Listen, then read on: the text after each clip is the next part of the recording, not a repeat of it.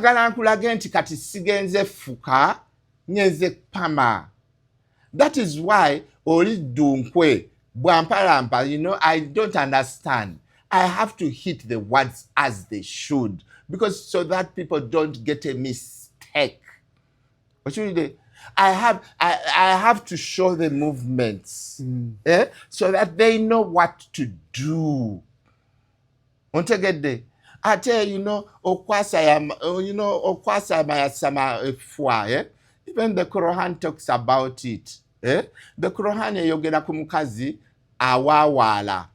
She's worse than a donkey. Katoyo dunkwe ne Quran yamogerako. She's worse than a donkey. If that quotation is not there, that is a donkey.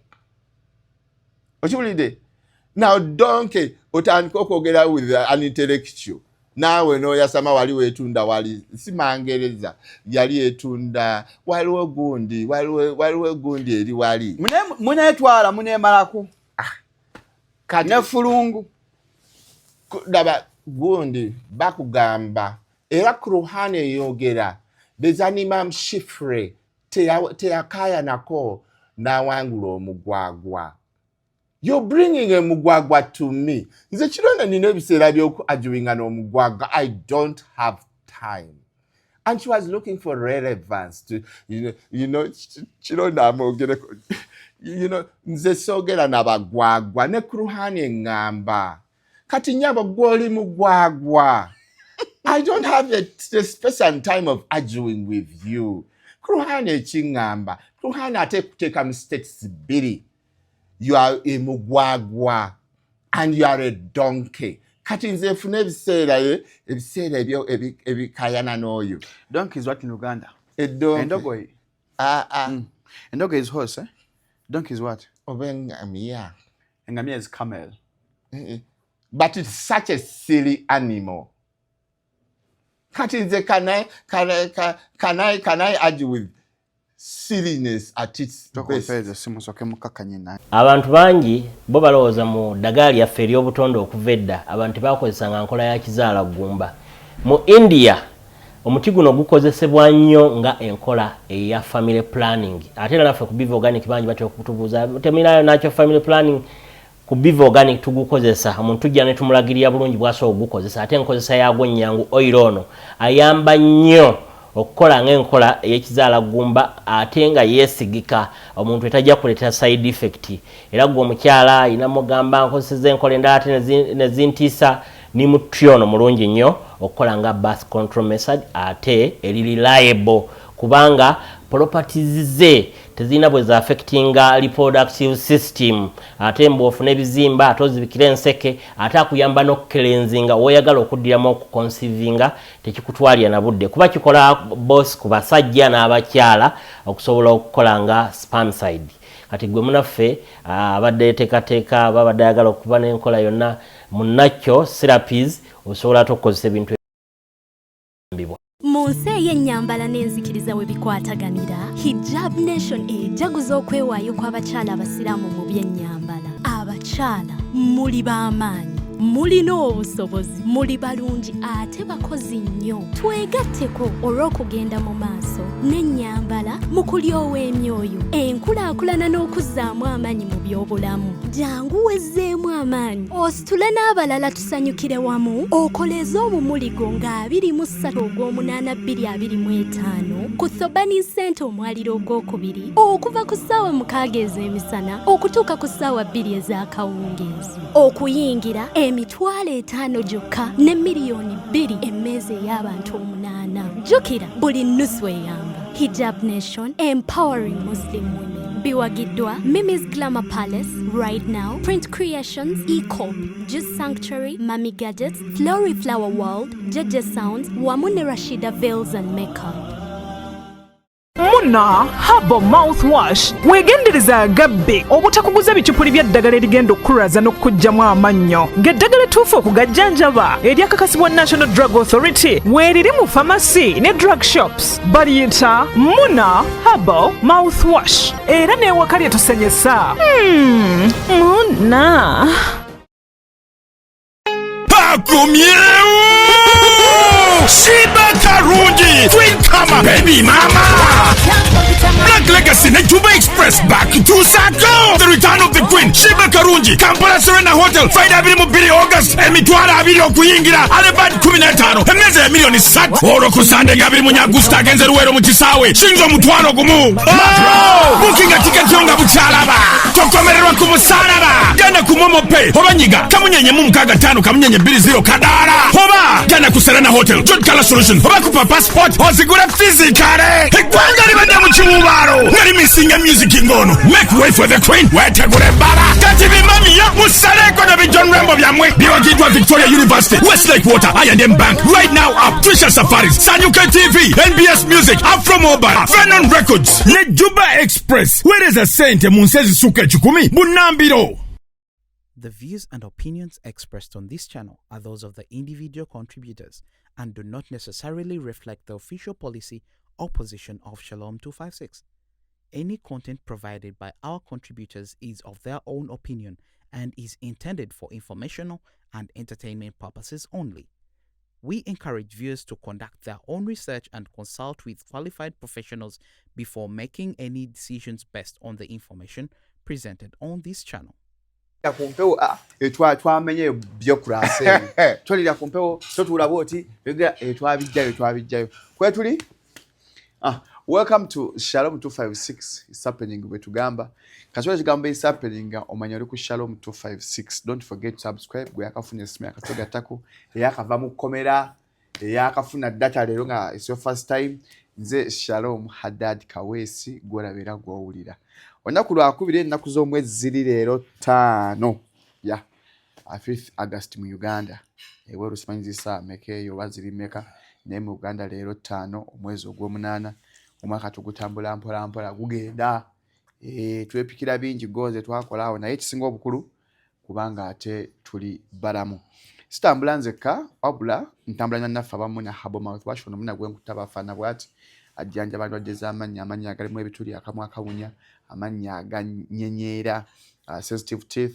ate obanga bw'osenya ovaamu olusaayisa obanga ogaliza ludda lumu genda mu drug shop mu pharmacy wagambe mumpe muna Herbal mouthwash gwali ebweru wa Uganda nti bannayuganda ebituukira muna musabe yakatibwa National Drug Authority agala omusuula 0774 499894 0774 499894 mumuteeke mu sick ba amasomero ba HR muteeke nane mukuwumula mumuteeke ewaka mpola buli lwakubiri sibanzeka mbane Dr. Kironde owa Dino Dental Services yagana okulanga business Kampala zena kyenkola abantu like if I ask people who have businesses namba tulanga business also tuwa obulango video ebeza nyakalango nyekazanya that's the best I can do.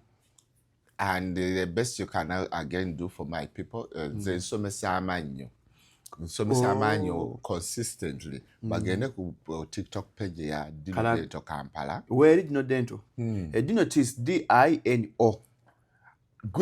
How can you not know the biggest dental TikTok in Africa? It's the biggest, my dear. Your TikTok?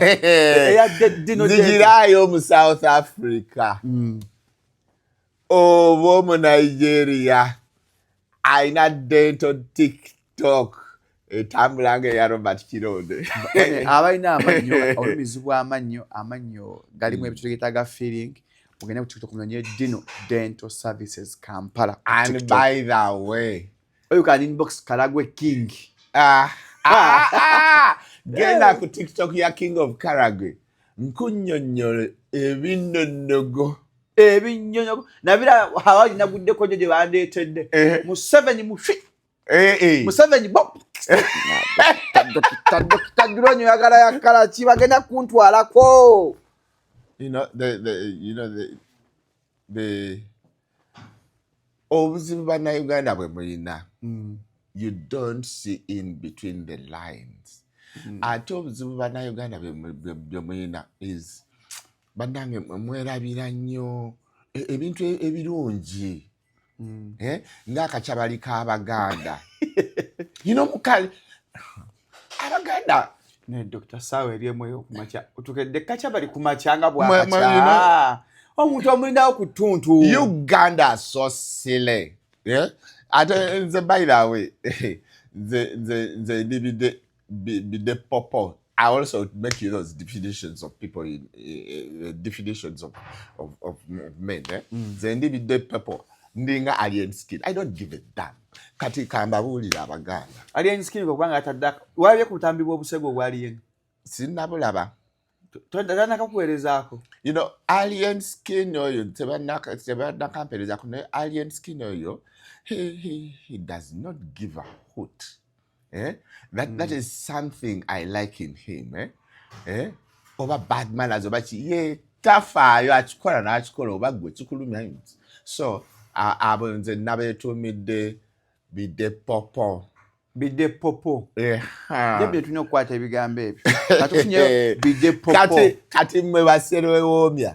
Abagala okwerungiya abagula obumuli ne mugula zibati twale erijawo omutima okubi ne mugula makeup wamma mugule makeup eyo nange gye nali ne mu saluni nowerekera abo mbolo zuula wangi abo zabo nabatumye tugenda nkola omuntu agula ebimuli proposing abatijja bayana kuzino mufukamira n'okufukamira nakamala proposing abo bambolo zuula kati waliyo bali akuzina nakulekamu akaki akasala ekkubo n'omumanyiira Jose Chameleon, Jose yazina, koze omukazi babiyitani. Omwana w'omuzungu babiyitani. Daniela, ne lumumanyiira, omanyi abo batuma manapia. Manapia, you know, she brings her lugezi, then mwana w'omuzungu, Chameleon nachizina. Bechimumanyira adichiyeyo chimchapuka chimowa. Those men work for me. Our embolo zeze. You know they know how to fuck. No mumanyira. But every day popo. Biyaye. Bimanyo kwana. Mamukwana mwewenye n'ekyo kigambo mwana mbobonze nekikwatayo bino figa byayogera full figa akutabukira nange nangamba lwaki nkukyaza gwe ayonyoone eggwanga full figa omanyi kati full figa yali yetunda wali ku Mangereza video kamera tukoleko ono bwino gwe full figure yali yetunda wali ku Mangereza yajja you know babula Museveni zenja banyonyola Museveni with the time omukazi yagamba owemula nkukyaza n'owemula eggwanga n'okola ne practicals kati tukugamba okyambu yali yetundirawo.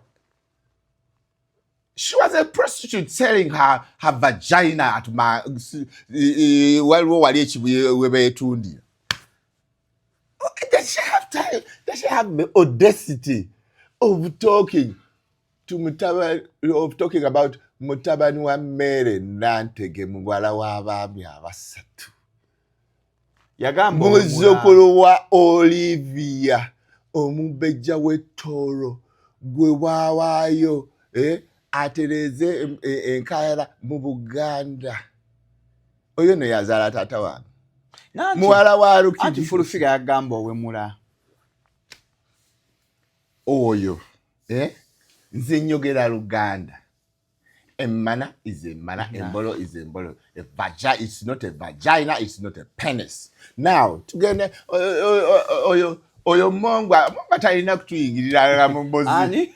Oyo mongwa, why do we have time for a mongwa?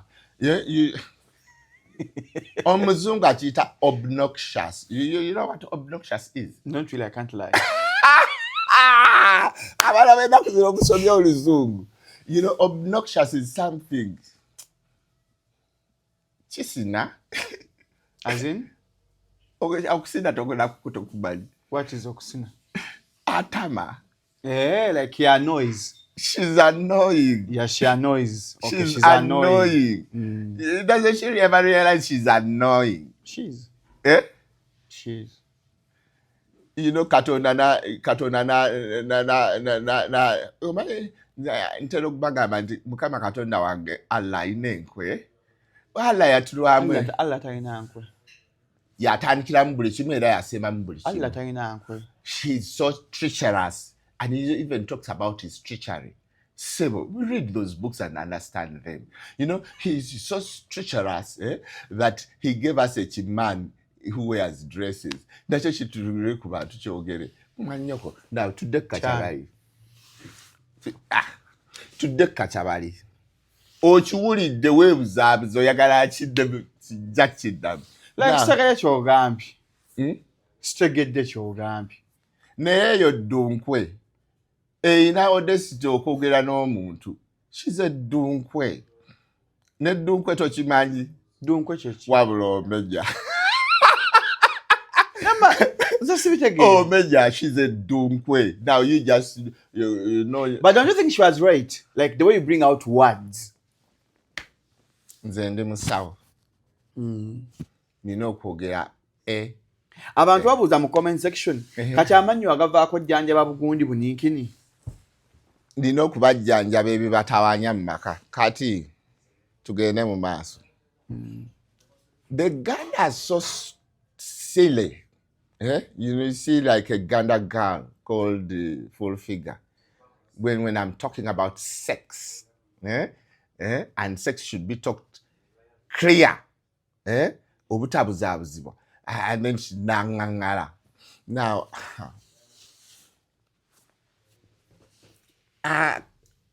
tusoke tutuma akachabali akaganda erinnya. Akati? Akachabali akaganda erinnya. Akabanyankole. Yes, so that is why. Lwaki abaganda mwakabba sikamwe tekaliyo. Kati nno ngenda kusomesa. It was a beautiful thing. It was a dance. It was a dance and it was really cute. Now, njagala nkugambe, Abaganda, you're so silly. Abaganda, they are so silly nti ebyabwe babidampinga. Ebirungi.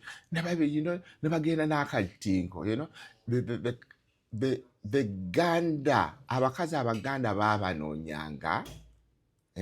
Abasajja abanakenya aba South Africa aba Tanzania bajjanga e Buganda anonye omukazi omuganda because omukazi omuganda bwe yafumbirwa ng'omusajja oyo the first thing yamugambanga gundi tonneebakako tonzigwerako okiwulidde bw'amugamba tonzigwerako then she would dance amaganda ge while she was being fucked.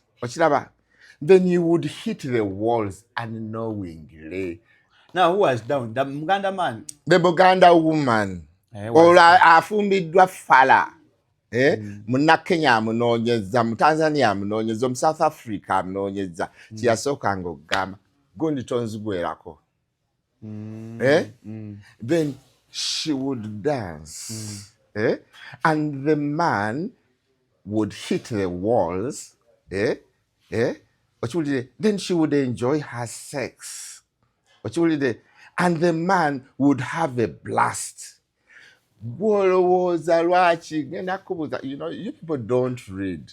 Olozaracha amini yafuna omuzinyi Miriam Amini. Mariam Amini. What you did? She was a dancer. She was a dancer, Ganda dancer. What you did? Olozarachi yanonya another dancer, Sarah. Sarah was also a dancer. She was just a dancer and a singer. You know, they would. What you did? Now there was Rachi Sarah K. Rachi Sarah Amin. Rachi K Amin. Yasoma. Because K Amin, I think, was a sister to Kibedi. Ubusonga butono nnyo mu buliri. Era kireta wano e Buganda.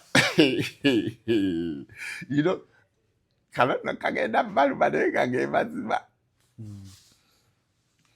Najinda yajja n'ebitabo by'okuva mu World Bank. Ate yakola World Bank yasoma. Agezaako nnyo okubeera so elegant. Kozi maama w'omulangira ono omuto yani gwe mwagala ennyo. Dr. Tubireke. Esijabireka. You know, the king went in for a dancer. What you read? The king went in for a... He was... Naskombi was sending. She was sending... He was... No, you know, Mumanyamazima. He was sending a message to the Gandas. Go back to your roots. You know, they are what do you call... messages that are sent to you that you don't see, that people say, and you never read in between the lines.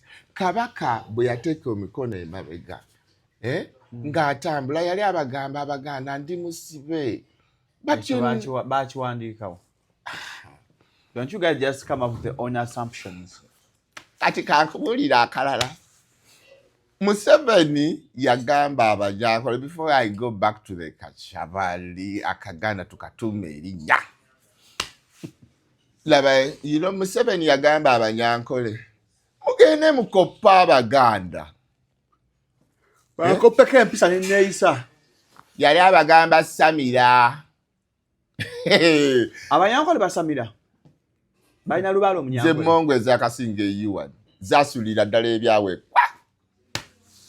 They are the only Ugandans who completely threw away their culture. Now, Chimanyoku Valero, being sophisticated, is having past experience, vast experience in fashion and culture. You can never be sophisticated if you do not have a culture. You can attain class, but being sophisticated to sobola. And boltabera sophisticated, you cannot keep wealth. It is only the sophisticated who keep wealth. Chovola right now, abaganda bebakolera abanyankole ababiba sente business. Why? The Ganda are sophisticated. Ekyo Museveni kye yali abagamba. Learn akakodyo kokukuma money. Okiwulidde? Kati, you know, how can you throw away your culture completely? Omuntu atamanyi gyava, gyagenda. So the humble advice I will give the Banyankole, go back to your roots, look for them. Your roots are there in Kisozi. Kajongolo Mima came with their spirituality and put it in Kisozi. That is what Museveni is doing there.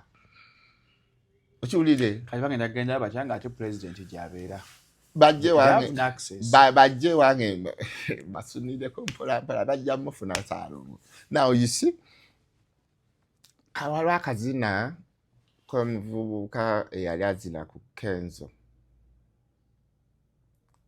Yali azinira ku mulimba lwa Kenzo. Roni stamina. Aha. Jangu nkulage. Abakazi mugende practice ka stamina. That. Kakulu nnyo. Kakulu ewa. Mukachabali k'Abaganda. Now let's first katume erinnya. Tukatume zengena keitira Tendo. Okuva leero tukawe Tendo. You know, Tendo is something beautiful. But Tendo is praise. You can't get that beautiful word. And you know be somewhere to be okwegadanga. Okay, tugenda gye tugenda nze katumye Tendo. Katumye Tendo gye tunagomerera jakkalaba how beautiful it is. Now, let's first define akachabali kabaganda. Bajjajjaffe balina ebigaga, and the tiny penis was more prominent. Kati bwe kabeeranga more prominent, gwe tendo or akachabali akaganda was the anterior dancing of the big penis over the tiny penis. Ngako kagenda bwe kati. You see these movements. You see these movements. Omusajja agendanga. Omukazi n'agenda kastamina. Have you understood? Nyakati no manyi mukazi oyo akulekawo. Wange byaffe biri mu government.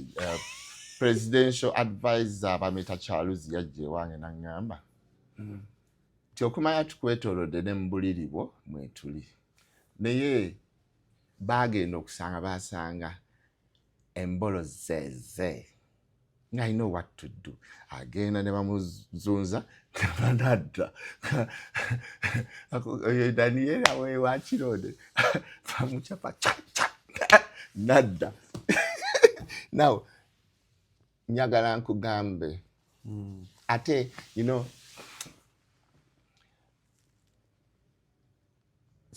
Katonda wankwenti akulekera stand because he has power over everything. Ochulide bwakulekera stand, what lesson have you learned?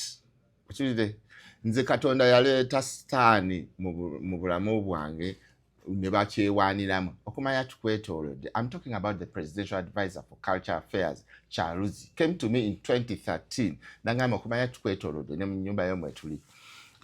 Naye what did I learn? I struggled because I loved her so.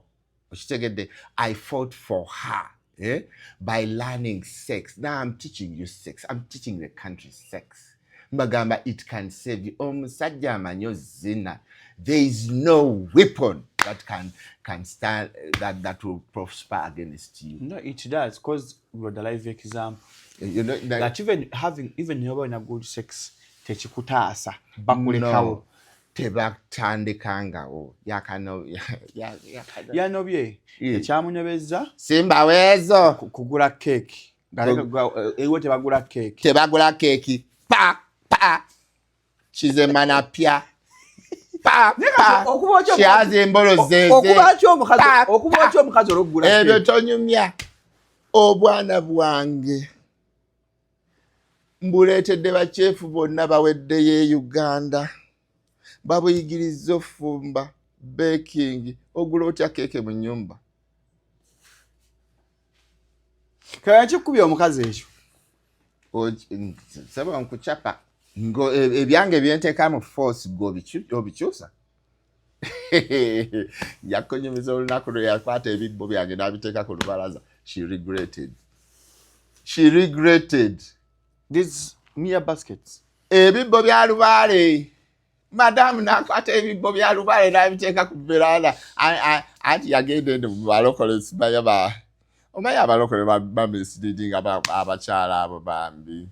Mukazi watu yagenda sibayaba balabye ekkubo wali prayer palace ekibuye. N'osigala mu ngato zo. Bambi yafa. Agenze abadde bitestimony biki avuddeyo azakute ebibbo byange abitadde ku veranda. Amembolo zeze. How can you do that to my house? Ezimbo omukazi takubwa. Manyoko. Ebyo era nagamba lumu tuli ba mu kooti ngamba omulamuzi nze bw'aba mu nnyumba yange n'atijja nja mukuba bw'aba tayagala kumukuba bw'aba tayagala mukuba atambula agende n'akomawo naawe ngwaze okwogera ebyo teyakomawo kati no the mother got so angry ati bati bamkuza bubi Good enough she said it in front of my mother. My mother nasituka namugamba ogambye ki? Nze nakuza obubi ewange ate gwe owuwo. My mother got up. For us, we are not nurses. My mother got up to beat the hell out of her. Maria, Tokuba. You know, the thing is, you know, but as if we don't have mothers. Now, you know, there's a man appears. You know, they have a lot of kajanja. By the way, I forgot to define. There's a manacheche. A manacheche is a woman who, a manapia is omukazi. She simply doesn't know what she came to do. She forgets she's a guest. She forgets she's a guest in the house. Definition is on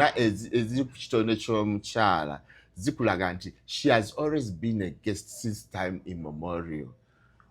Omukazi is that nasty person who comes into your home, who doesn't know what she came to do. Now, Gundi, Omuchala, she always knows she's a guest. She goes into your kitchen, she cooks the food. I know amanyi chokola. You provide the food. She knows she has to take care of the cleanness of the bedroom. Fuck her well. You know,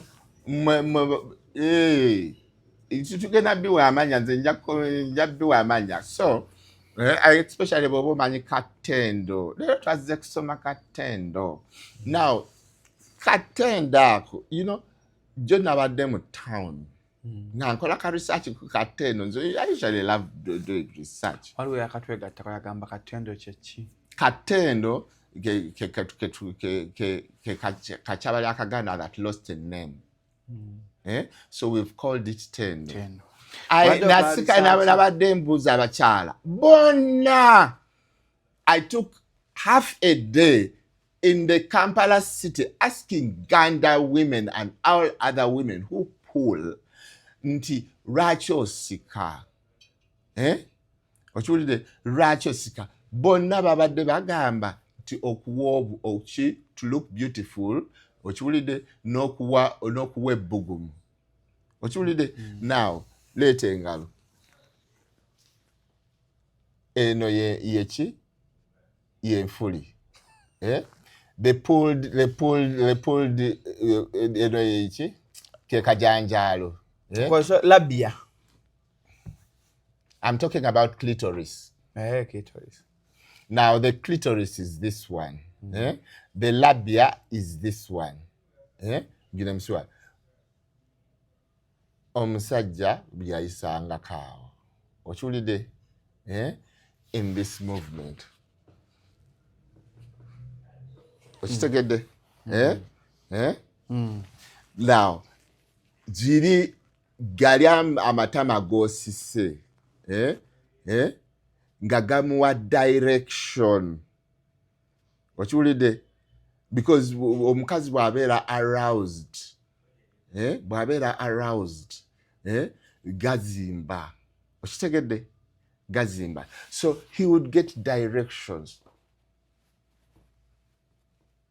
It was a dance. Ng'omukyala replying with stamina. Ochiwulidde buliro obufumiro bufeeseko. Kanange biva. Abasajja abali eyo, n'abakyala abali eyo, mbajjukiza bannaffe aba Biva Organic and Natural Health Products basangibwa awo Mengo opposite Masengere. Ana smartphone genda ku Play Store app yaffe ya Biva product of kwezi. Kuno mwezi gwa 8 twagwadde gwa abakyala olumizibwa mu ndira mbuto zivaamu aga family planning ya nacho magumba galumo ina alusazi kwa ku 0752602427 0752602427 ye Biva Organic and Natural Health Products asangibwa Mengo opposite Masengere. Njane Dr. Robert Kironde owa Dino Dental Services Kampala esangibwa Katwa opposite BMK House. Now, when the Ganda girl, like this Dunkwe, Dunkwe means ugly. Kati fulungu omise Dunkwe. Ugly. Chobola ngamba nti oluska mukama Katonda atulyamoluke such an ugly thing nefuna prominence ne yatsama mbantu, you know, and when I'm teaching Ganda, the Ganda, so that our culture comes back.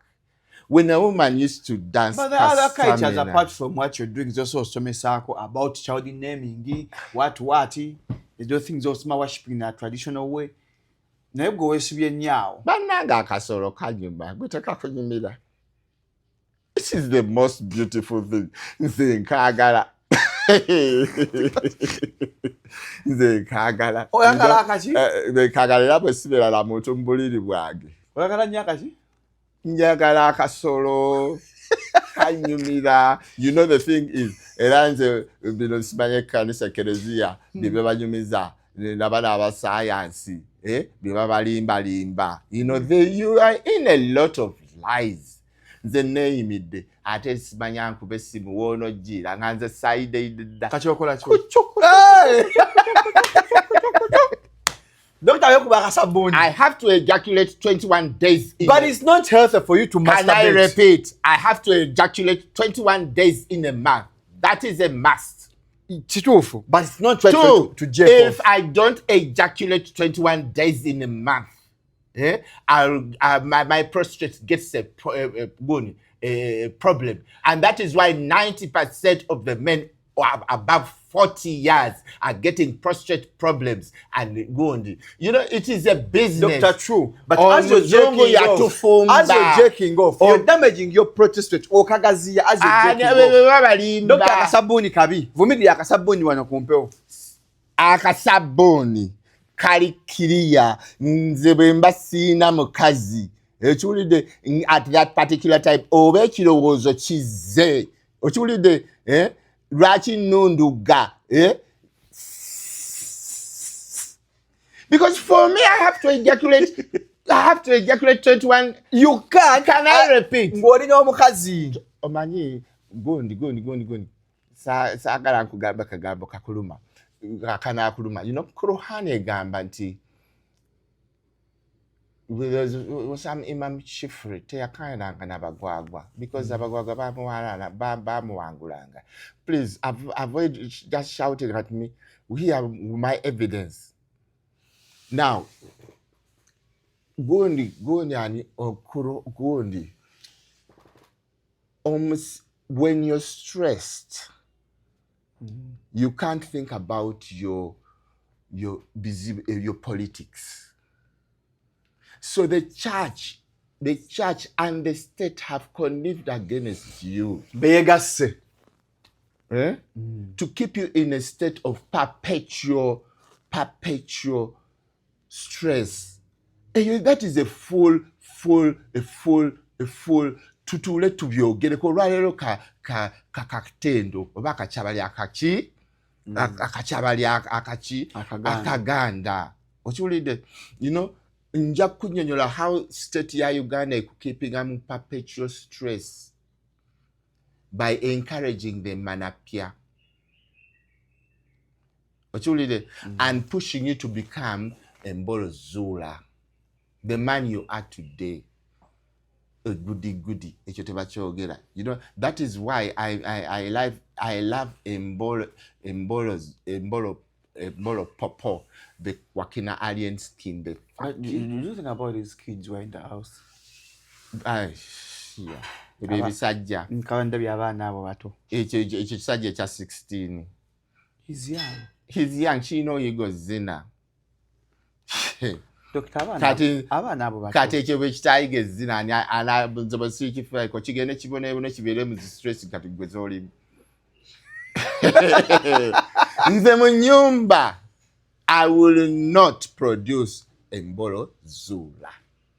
Naye bana bato chi nga edda bataata bakwatanga eddagala at 8 years 8 or 9 ne basika ddiiki n'egejja ne basika ddiiki n'egejja kwe kukyalira ensiko Buganda abasajja bakyalira ensiko doctor abasajja abaganda until 1900 when it was outlawed by Apollo Kagwa and the bazungu abasajja abaganda it was a must okukyalira ensiko and the father would get his kid of 8 to 10 years, start pulling the dick. Can you get all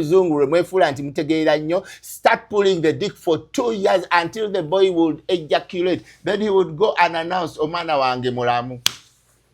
Because he would be assured that that kid would fuck a woman well. Now, he would be able to keep his marriage. How would he keep his marriage? Because if this lady would ngabwazala okiwulire bwazala asigala asobola okutambula mu vagina eri mu maneeri okiwulire ng'asobola okusigala ng'atambula mu maneeri and essaawa eno ne bwe mukuba akatabaliiti omukazi yagezze kumanyoko okiwulire those men with their mbukuulies I feel even like crying because embolo zula you're so silly. Ochiwulide era nebaza Mukama Katonda nti yamponya obwembolo zula nefuuka embolo zeze ate nno nateekamu n'embolo nebide popo I simply no longer care. Ochiwulide it is a lot of hell being a embolo zula. You are a hell to your friend. Ochiwulide Ochiwulide I tell you guys you make 90% of the men in Uganda today. Mwe musinga obungi abasajja bambolo zula. Namulowooza nti love is about obumuli simanya biki. Tobumuli yagaba bumuli. Onogaba akamuli oproposinge ogule chocolate owezezi message bakubutikinge osigale ng'okyaweza because love is blind. Wemba mukwano mba siraba mba sitegeera nze mba mulavu mba seesalirawo mba simanyi kigenda mu maaso mba ndaba omuntu ogu ndowooza ekintu eki muntu gwe ntunuulidde obudde obwo. In one word kumanyoko.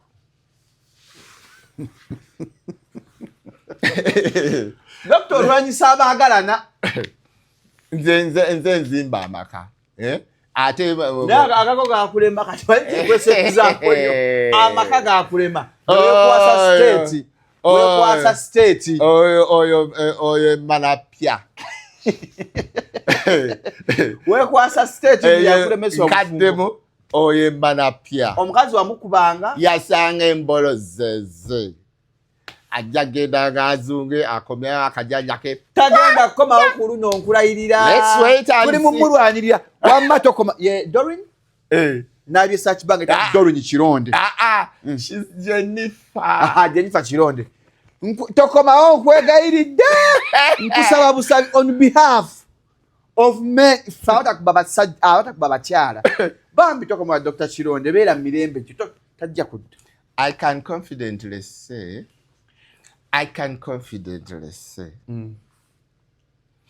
that I am Mbolo Zeze. I took my time, took a plane, Nenjigaka, Nigeria, where the G-Spot, Nenjivinura Nenjitekanti. Nempita ku G-Spot. Aba Nigeria baba chawafu. Ate natukontwalinga obusungu omukazi n'omukuba olugula obuguzi keeki mu supermarket n'omukuba nze bange bagula keeki omukazi ayinza obba akwagala naye enneeyisayo dokita tudde kachabali katendo.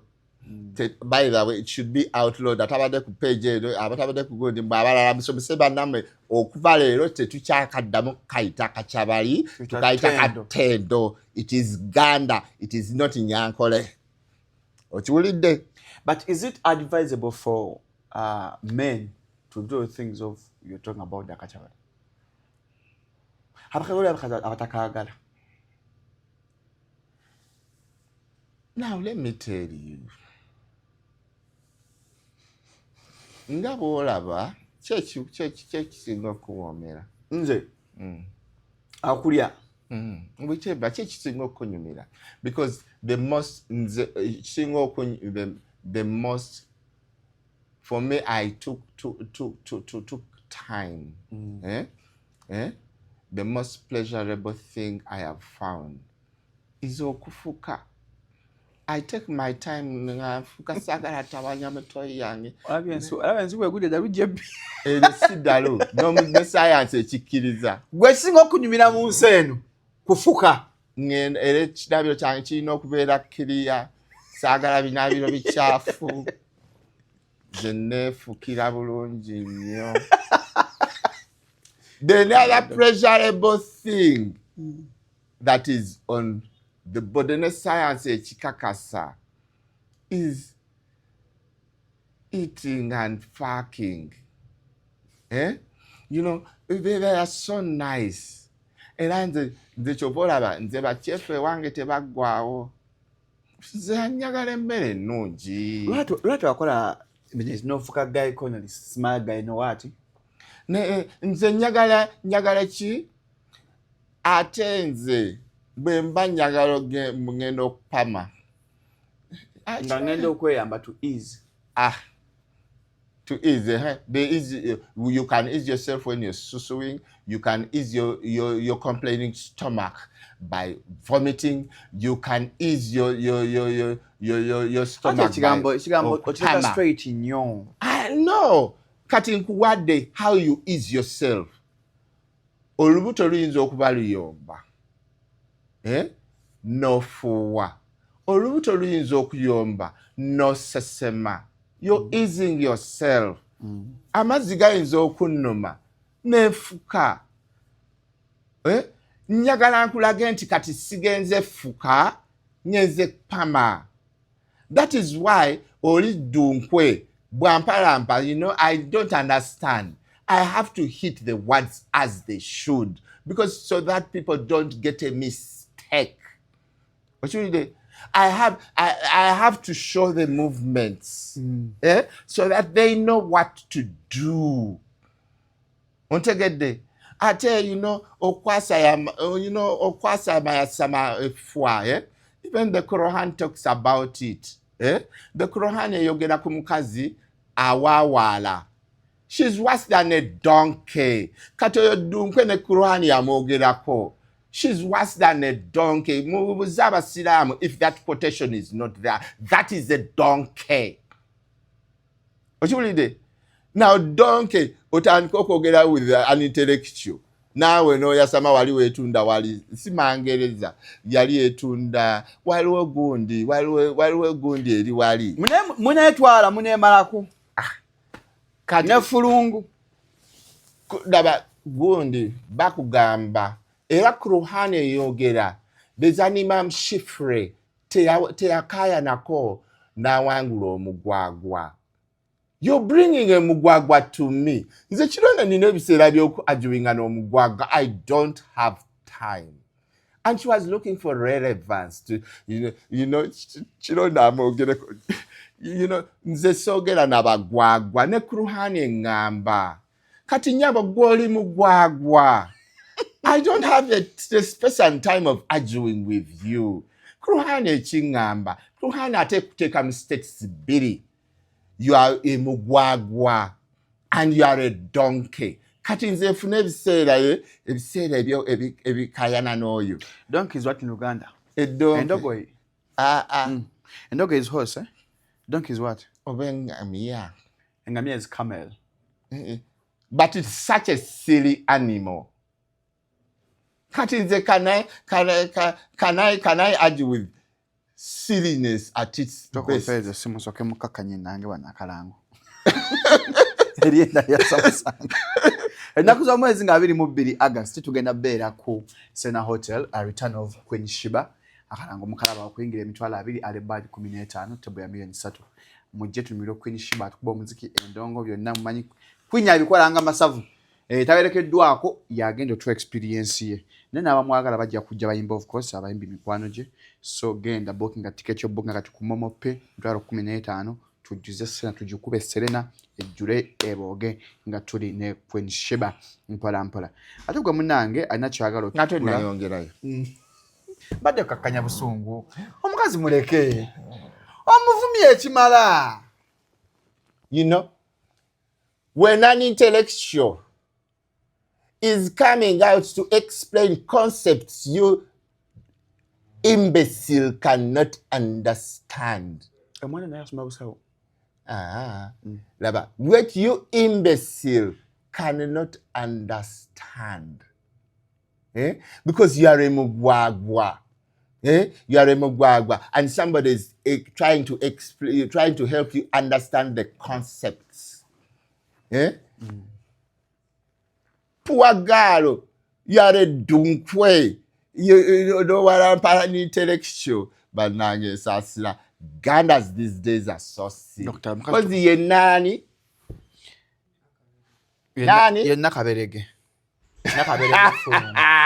Dunkwe omwenge derinya. She's a dunkwe. Nakaberege fulungwe dunkwe. Dunkwe. So, you know, dunkwe means such an ugly thing. So, dunkwe, mwenna abaliyeyo abagala okugula ebintu ng'oli mu Uganda oba oli bweru kugenda ku www.openmarkuganda.com atadde option ya WhatsApp ng'oluklikinga mbwoti ojja direct ku WhatsApp yaffe eya Openmark Uganda. Twakifudde kyangu nnyo onyiga bunyizi noba nga ofuna ky'oyagala okugula genda ku www.openmarketuganda.com osobola okugula ebintu okuva ebweru n'obifunira wano mu Uganda. Nammwe abagala osindika ebintu ebweru wa Uganda era genda ku openmarket.uganda. Nawe ali ebweru basobola ofuna ebintu byo ku www.openmarketuganda.com n'obisindika okuva ebweru ne bituuka e Uganda n'abijja ku airport n'abisitwalinga n'abireeta e Uganda. Option ya WhatsApp eyo weeri mpola genda obenga ate ogula ebintu oba otunda simu mu motoka byonna www.openmarketuganda.com WhatsApp option weeri ogenyiga mboti ojja ku WhatsApp yaffe. Njane Dr. Tumuveeko Dudu. Okumanya njogera ebiriyo. Tuva ku Dudu kwe. Tudde wali twadde ku ttendo. Okumanya njogera ebiriyo. Essaawa wazze kubeera wano essaawa emu. Gye tugenda ero baako. Zigenda kuyitamu. Tezigenda. Strictly ssaawa emu. Oyogenda okukolera abantu. Nga Dunkwe kuyingira mu time yo. Tugiveeko. Now, nzirayo kubali bamaama. You know, bataata, you know. Ekifo ky'okusuula mu mwenge. Okusula mu mwenge. Muli ebikokokoko. Eating a lot after 7. Getting big tummies. Okiwulidde? We shouldn't eat after 7. No. Oh. Abaganda baali bagezi. Fetulanye ku ssaawa ennyezi ekiro. Nze ssaawa kuba kakasiri. Manyoko. Bannange. Nze ssaawa kakasiridde kantu dokita. Neziba mukaaga. Olaba abazungu, they eat dinner at 6. Naffe twabiryanga ku ssomero. Dinner twagiryanga ssaawa mukaaga ku ssomero. Dinner ya ssaawa 12. Era omusajja Omuganda yalyanga ekyeggulo ky'essaawa 12. Then you eat light. Maama neebaka ntya nga sinake nadde mu lubuto. You eat light because your brain has been lied. Omuzungu watima yajja n'akubrainwashing obwongo. Dr. Oliayo kantu mukwano. Oliayo kantu. Nedda. Oliayo kantu. Okay, Oliayo kantu carried light. Oliayo nga akakyera awo. Kiki mutwe gw'ekyennyanja. N'ossaako eryenvu ka watermelon. Kati nze kankubulire what I eat. Kwata amaggi abiri. Kwata amaggi abiri. Kwata amaggi abiri nengakubiramu sugar ne koko.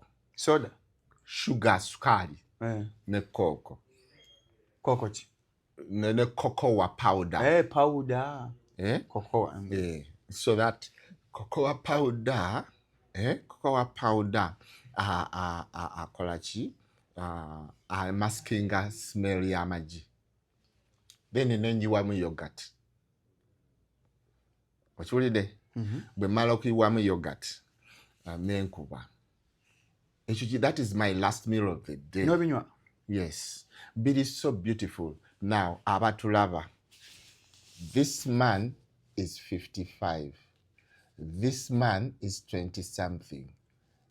Difference in nene.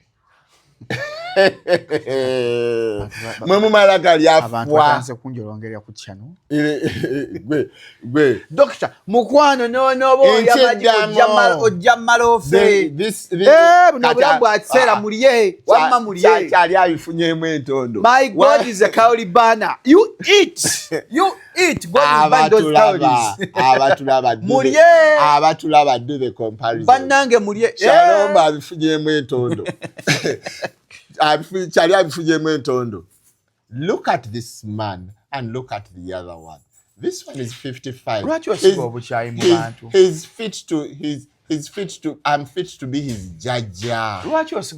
I'm fit to Nze stress mabanja na maniyu. Mani enkajiza banaye. Kati wamma bakazi abali ekifo ky'ogenda omugula collagen.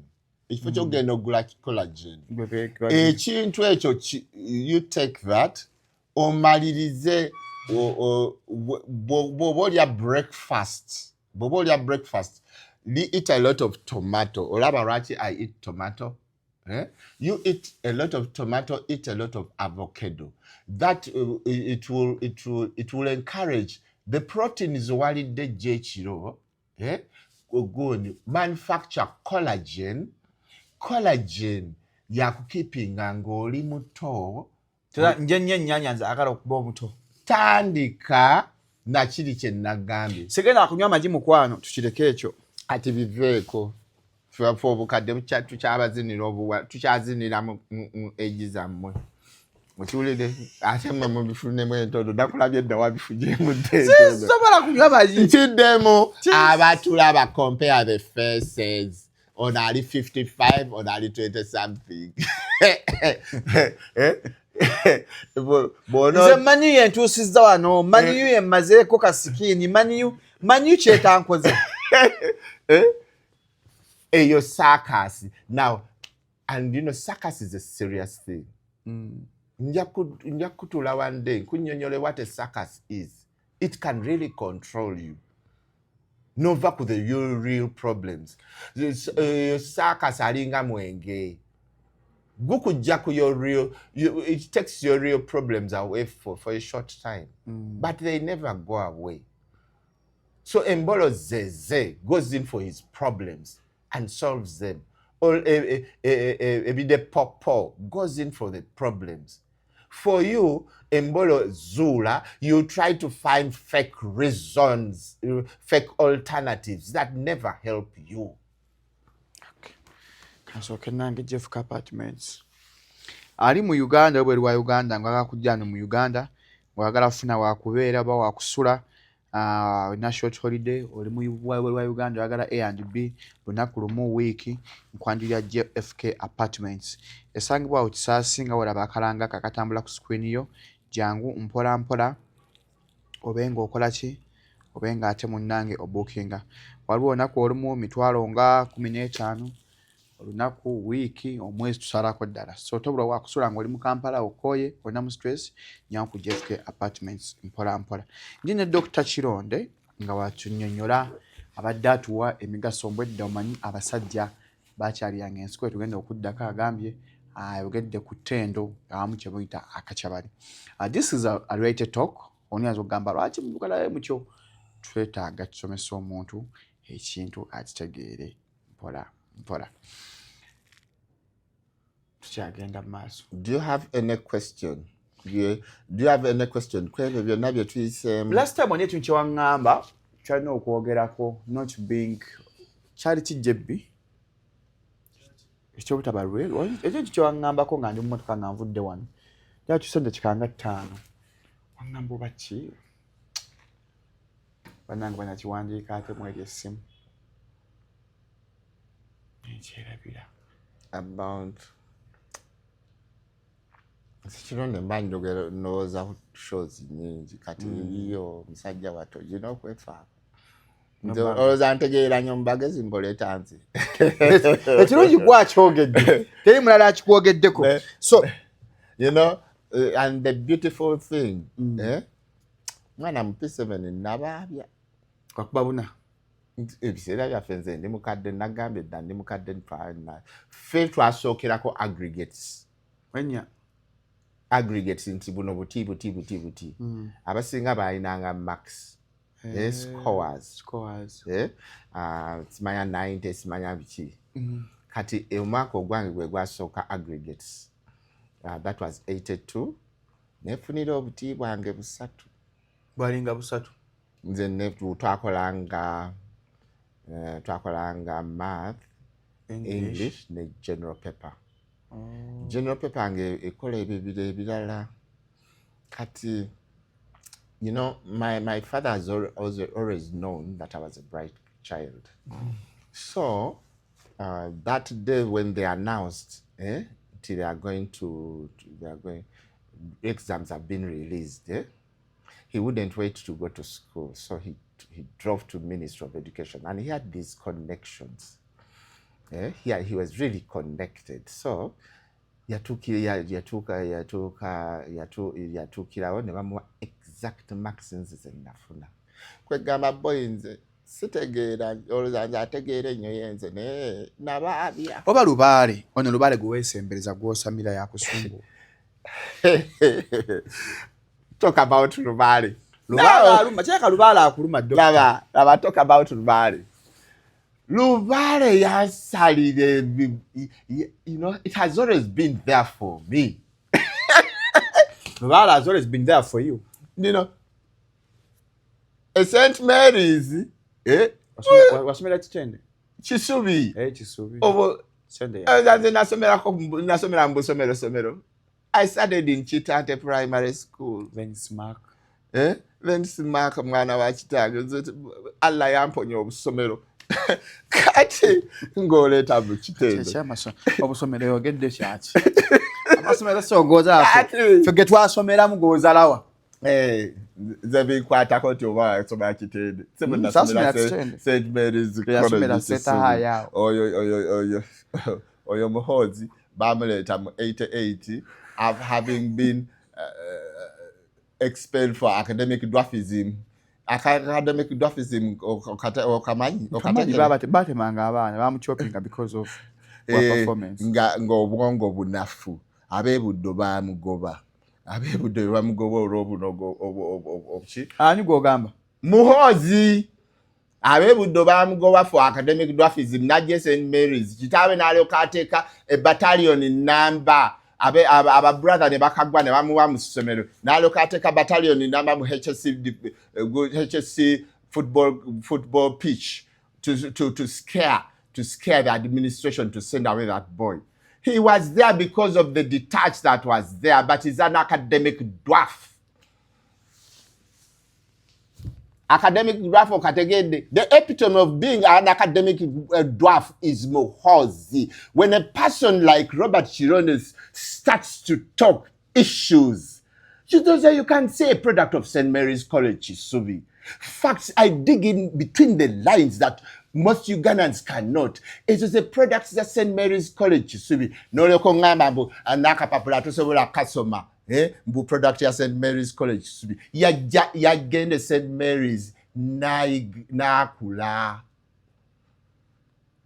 Obanga lye yaliyo yakulirayo bukulizi okyakiwakana. Kati bw'addawo nti nze nange nasomera St. Mary's. Kumanyoko, you went there to grow. Otidde nnyo. I'm just listening. Now, haven't you ever made a difference in the material Kironde Robert gives and the material? A boy who went to St. Mary's on merit.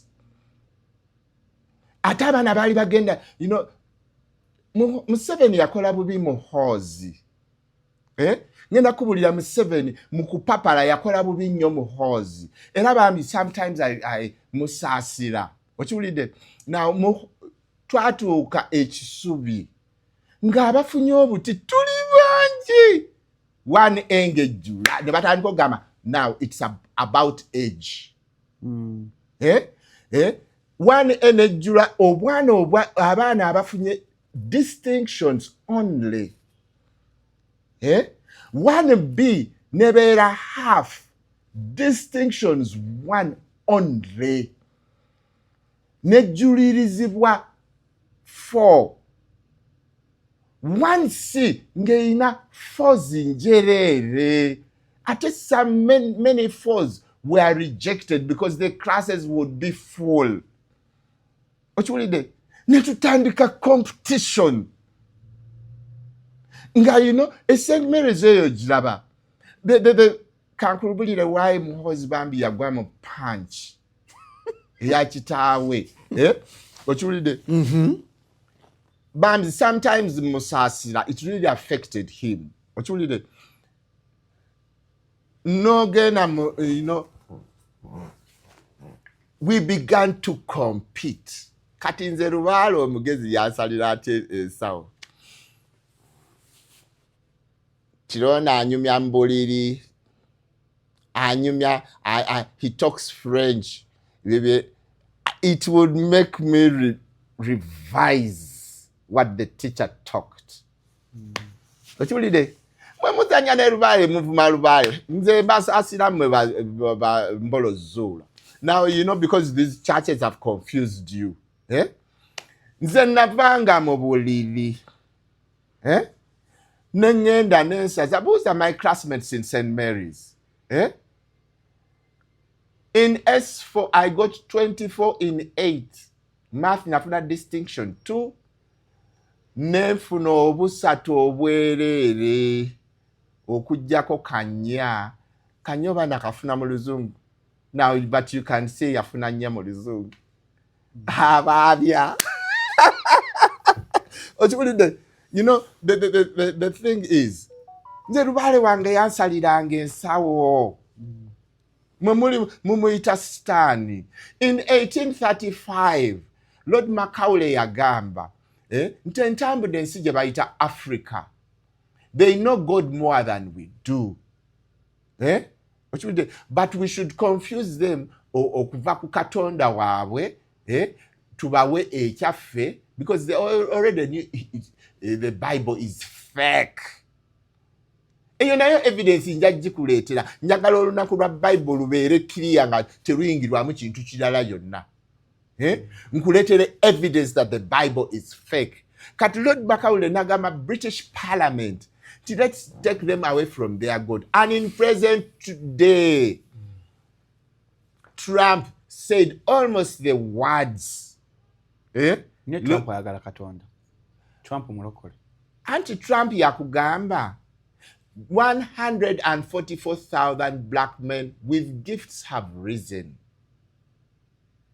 And we do not understand primordial. Primordial ye Katonda. Now, Trump n'abulira Abamerica ne bagaana okukikkiriza na flying. That was the reason of Trump flying to Russia in his other gundi. Tamu yasooka. Abamerica ne bawoggana naye nga ye alabye Katonda. Agezaako okuwabula banne nga banne tebakiraba. N'ayogera ne Putin.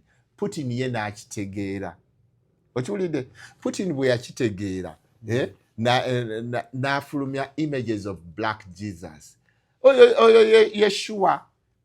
The Isis Christus invasion of the Greco-Roman invasion. Yes, Christo Gemulaba. He's actually Horus. Lubaale waba Misiri. Nze jakufuna time mbikunyonyole. Because it's a very long thing. And how did the story come around? How chovola ba Putin. Putin yengo omugezi. Wali olabyeko Russia erana ne Africa. No. Because they know the primordial is here. And it's the Americans who always puff themselves. You're king of Karagwe. Ne batamanya we bakoma. Abantu bambuza mu comment section. Karagwe ludda wakisangwa obwakabaka obujje buli obo buli friction obulina mu mutwe. Tugenda kufuna olunaku tulanye. Nino kulanyiza. Naye nga abantu obwakabaka bujje buli ba weyita kabaka we Karagwe. Kati tata next time next time bugundi eddako ngenda kulanyiza. with evidence. Soko nanyize kitaawe nalanyamu nze Kaweesi ndi muzzukulu wa Katongole ye Mulama Buddu neddira nti akabbiro ŋŋaali omubala guvuga waawo abatulaba mugenda laba kiro ki omusajja omulanyi nawe oswadde ndi musajja muganda nawe oswadde ndi musajja muganda nze Kaweesi such a beautiful name ndi muzzukulu wa Ezira Kaweesi Mutijja ne Shalom kwajja muzzukulu wa Abdul Tamale another silly ganda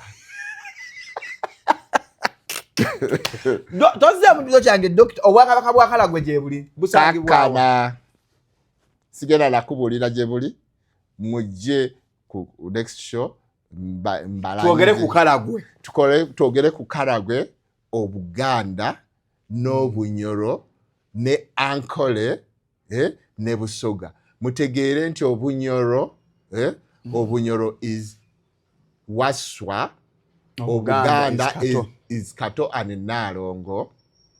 And how does it become Nalongo? Omanye nti Ankole a bit of Salongo ate mwana okimanyi wakinyonya mu first episode abataala bagala interview nti Karagwe Salongo ngena nja kuyitira mu intrinsics lwaki ffe ab'e Karagwe we've always saved your asses. You know, Dungu was Kahigi, a king of Karagwe, who came and saved your ass. Nga ensolo zibata n'abayigiriza how to hunt. Tindagala is the byuma. So kawebaze saba yozaza saba sajja mala emyaka 32 kuddamula. Muyoze nga kabaka munno. You've gone through a lot. You've gone through a lot. Ate siggo wekka. Ne kabaka we Busoga has gone through a lot.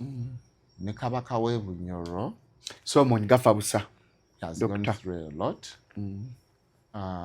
Ne kabaka we Toro. They've gone through a lot in the last 40 years. Because ngachi enembolo zula agondi bagiyita batya Charles came to me and bragged around nti okumanya tukwetoolodde ne mu buliri bwo mwetuli. Those men have gone through a lot, and when the state has gone through up to their beds, okiwulidde abasajja abo ne batigomezebwa, and for them they cannot come out and talk. Nze kye mbagamba bannange, I'm bitter. I share your blood. And for me, I cannot,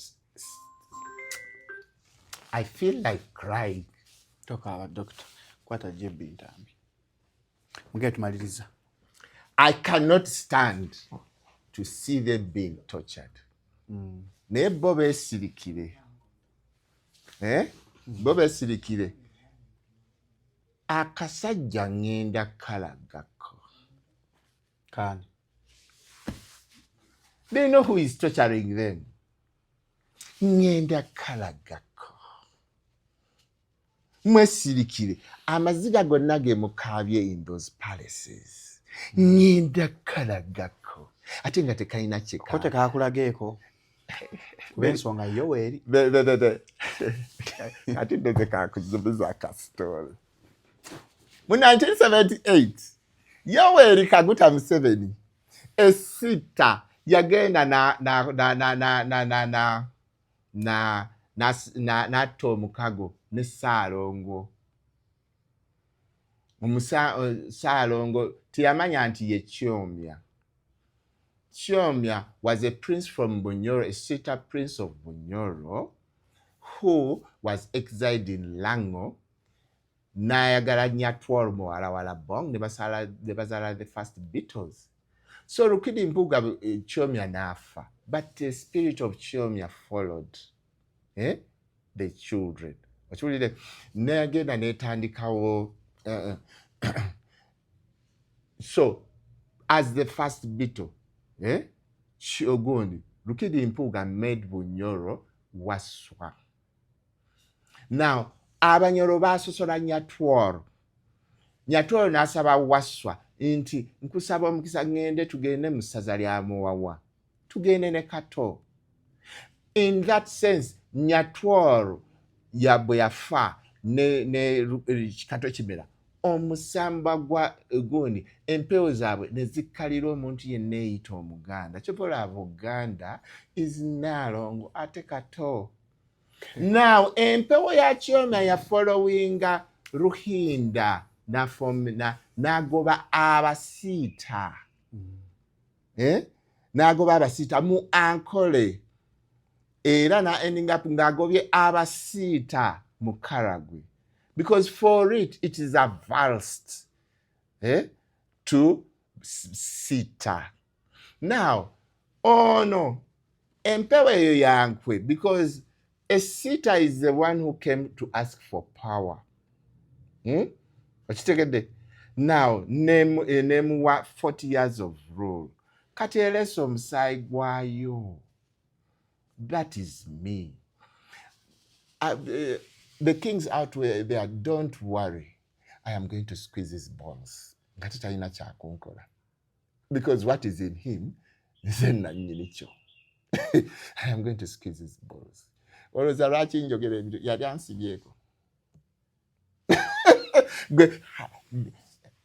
Don't you read in between the lines that in 2013 oba kyasirize kyoba bakusindikira omukyala bagaba bakulina ne mbuliri tokira mu 7 yakwetoloola ajje wetoloola kiwe mu 7 yakwetoloola kuva mbuliri. Now my story will teach you to evolve from being Embolo Zula to Embolo Zeze or Embolo Echide Popo. You know, when you get that freedom and you no longer care, you control the world. Tubadde ne Dr. Kironde owa Dino Dental Services Kampala. Twana ebyo byakubiri Allah nga atwadde obulamu nga twogera ku nsonga z'esuubira z'obugenda okuyiga. Kyensuubira nti oyizeemu bingi nange bina byenjizeemu. Teruga asukano olunaku olwaleero ebigambo ebisembusibula abatulaba. Emanapia is a woman who has kajanja. Emanapia is a woman, she doesn't know she has to woo you every day in, day out. She doesn't know she's a guest. Emanacheche is a woman, Yemuchala, she knows she's a guest. She treats you nice. She will always calm you down. She will always be there for you in your pain. I say thanks to Embolo Zeze. You know how to put the Emanapia in their places. This I love the everyday popo. They know how to hurt Emanapia. And I'm so angry with Embolo Zeze. But now we're complaining and you are the majority. And my mission is to convert the Embolochi Kayoko Gere Embolo Zula to Embolo Zeze or Ebide Popo. Ndoza mufunye definition yo that wajja definition zegezachi azinyonyodde mu summary muzisegedde musibe bulungi mweraba tumayiriza jebbi.